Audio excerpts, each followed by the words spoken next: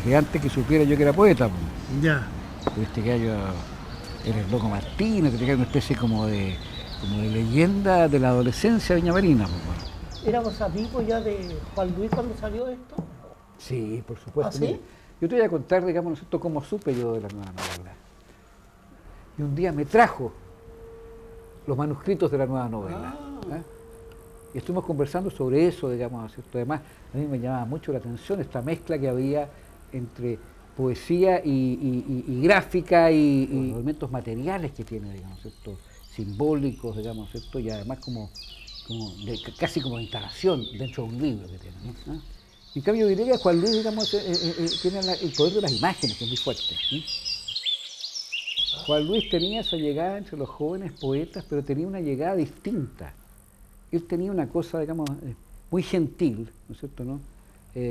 Tenía la llegada, digamos, de que en cierta manera les enseñaba a los jóvenes, digamos, ¿cierto?, una vanguardia, les mostraba una vanguardia, les mostraba un pensamiento contemporáneo, les mostraba, digamos, ¿cierto?, incluso un pensamiento crítico, se los mostraba a Juan Luis, digamos, ¿no es cierto?, como puntos intelectuales, sobre todo, digamos, ¿no es cierto?, a grupos de muchachos, digamos, ¿no es cierto?, los grupos que eran, y que era una mezcla de universitarios y no universitarios. Entonces era muy bonito eso, porque él podía tener esa facultad de poder aunarlos, ¿no? ¿Ah?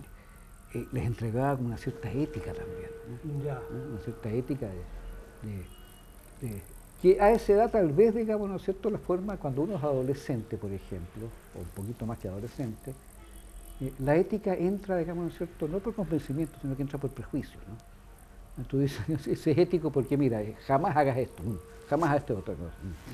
Que enseñaban una cierta ética, digamos, ¿no es cierto?, diciendo, mira, esto se puede y esto no se puede hacer. O sea, todo se puede hacer, pero esto está bien, esto está mal.